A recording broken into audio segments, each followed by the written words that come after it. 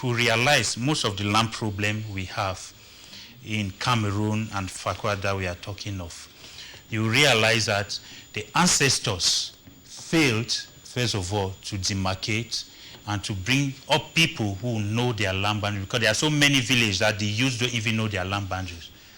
They don't even know where they end and so on. And so the other generation grow to know nothing about the village. What I can say is that it's the government land management style.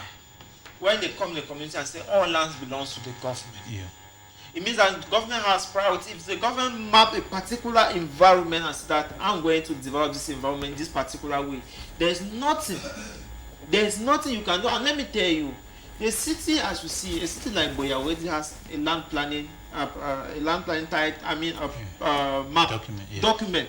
So every land that you see within the vicinity of Buea already has been mapped for particular projects. Yeah. So whether you know the demarcation of your land or you don't know, if the government road is going to pass in that particular environment, they will not care about. So that's what we say government has monopoly over land. So I don't really see that I think it's a bit subjective to think that people mastering the boundary of their land actually is of advantage. The land title is supposed to take care of that. But when the government comes, government is a major actor as far as land distribution and management is concerned. So he has monopoly and has a kind of upper hand to decide how he's going to redistribute. Yes, the government has, but we are talking of a situation where a village, a community of people don't even know where their land ends. And yes, because if you look at the problem of UB and Bulu, either you see that the village did not know the limit of their land. They are just coming now to discover and so on when UB has maybe built their, yes. Let me come in from where my learned friends ended by saying that when you look at land issues, we should not undermine the chiefs. The chiefs have a lot of role to play for the community to understand where their land boundaries are. That's very important. Let me take, for example, the Bakweri land, and say the paramount chief of Bakweri. He is supposed to know, because first of all, land stands for, it's ancestral. Yeah. It's ancestral. Let's look at the customary part of it before we look at the administrative part of it. Because now, if you look at the 1977 laws in Cameroon, it's a relationship between administration and tradition. So they work hand in glove. But the truth is that when you look at our history of chiefs and kingdoms, our fondoms, they did not go somewhere, Mr. Moderator, to plan even boundary stones. There's what we call in our dialect gang, peace plan.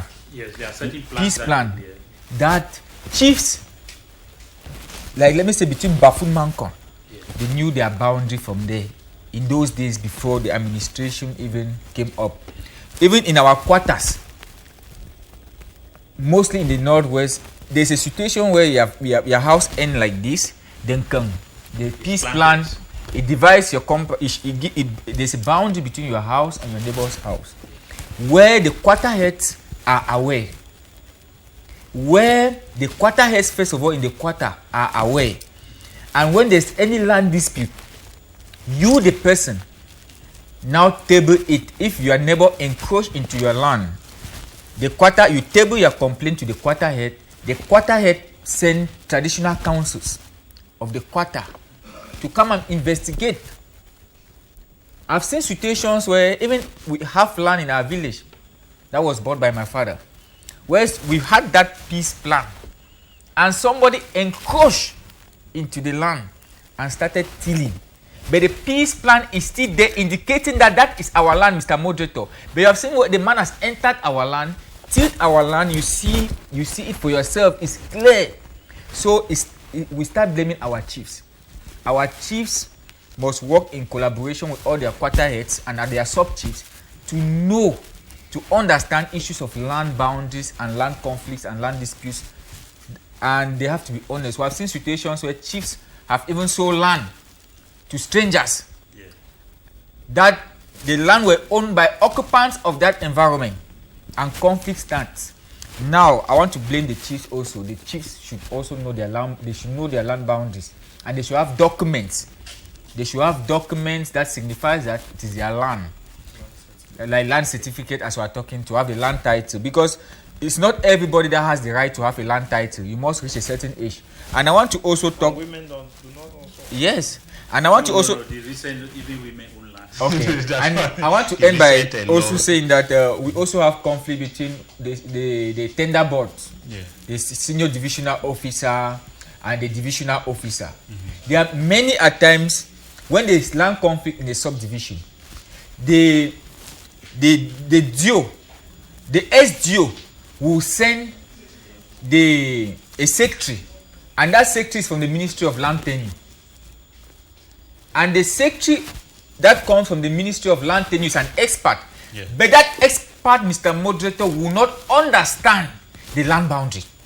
It is a responsibility of the occupants, of the quarter heads, the chief, to be honest, to demarcate, because the secretary is just coming to plan. Land tenure just come to plan the boundary stone. That's the to truth. have records. Most of them just come to plan the boundary stone, but they do not really understand the politics of the land. The politics of the land rise between the chief and the divisional officer and the senior divisional officer. So we have seen situations where administrators also have also affected land dispute issues. Top administrators, we should not call names, but there are administrators in this country that have engaged in land issues that brings problem. And also there are people who have money, business people, politicians that come see somebody land, that the person already has a land certificate and they want to buy again with more money, and dispute starts. And you see two people owning one land, three people owning one land, so everybody should be blamed. Following what doctors, there are so many people in prison that have sold land to two occupants. And going by tradition and custom, as he rightly put it, in certain community, water, little streams of water was used as boundaries amongst people, added to the peace plan that he has cited. And some of us that really grew up with our grandparents, when we were very young, they would take us every morning. Very early in the morning, we get into the forest. They take us to the boundaries as we are walking and picking fruit pears and plums. No, we have grown up in that setting. So they go and they show us our boundary. Just that the way land is managed in an urban landscape and the rural settlement is very different. Urban landscape, there's economic power. That even your father that was showing you those boundaries can still be weak under the influence of money. But what do you have to say? Because there's nothing to that is strange. That in most cases, when you hear of land problem, land sales and so on, you start seeing administrators, chiefs, they are the ones who are surrounded. But this problem, in most cases, take none of them to the prison. That's why somebody suggested a NAM has to be banned from this country. Because the way those administrators are trained, they make them believe that they are above the law. And I think, I wish we had to talk something about government today, so that you see how, through their power, they are the one who have created so many land disputes in so many communities. The former one, Zangtri, in Fako, has been known. Even the Bulu University land, it is earmarked that people are behind. He was known for land dispute cases. So why are they not sued? Definitely because they are chef there. How will you ask your father to be punished in the house if there's, I don't know whether they are stolen something in the house? No, it's not possible. No, but when they send them to communities, they become the new chef there. It means that even what their predecessors did, they can revoke. And that is why you see so many injunctions put to tax, because so many, the power of money now starts speaking. The person who have more wealth, more money, come and bribe them, and they revoke land title that already exists. And when you to talk of other delegations, for example, the delegation of land tenure that is here in Buea, when you see the relationship even in the land tenure boards, he is just a secretary as Dr. Riley placed. So the person that overruled, sometimes a senior divisional officer or the divisional officer. So practically the law actually give priority to these administrative authorities, and they use it sometimes to abuse the people. Okay. You know that the law usually makes clear that when there's a conflicting land, in most cases it becomes state land. Do you see the land problem between University of Buea and the Bulu people, since the court is saying so, this one is saying so, the administrators are saying, do you see the government deciding that it's a state land and eventually going to it giving to the University of Buea? I think this issue, I will not dwell much on it because I've already reiterated it here, that where there is conflict of interest between individuals and the general public, the general public supersedes that of an individual interest. So, but it all depends on the probative evidence that are presented before the law court. Perhaps even corporate entities can also steal or can put up some kind of behavior as to fraud and seize somebody's property. Mm-hmm. That is why if you learn more about corporate law, you realize that it is a legal personality that is managed by egos, that is individuals who are given the authority. Now, I wanted to answer a question that you made mention here about land issues within the nation.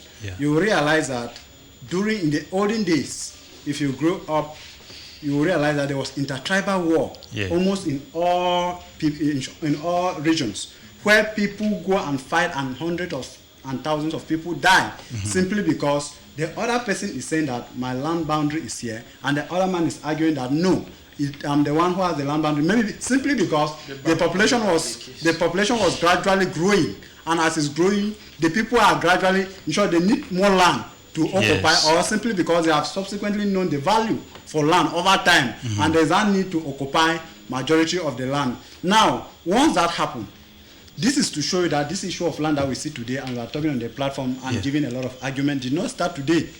It's simply because today there is a lot of polemics behind the issue of land and administrative bottleneck that we need to put things straight. And that is what drives me to the issue of chepters. Today, you realize that when someone is graduating from a NAM to go down to the grassroots to administer, the next thing that is on his mind is how he's going to be managing the land alongside the traditional rulers.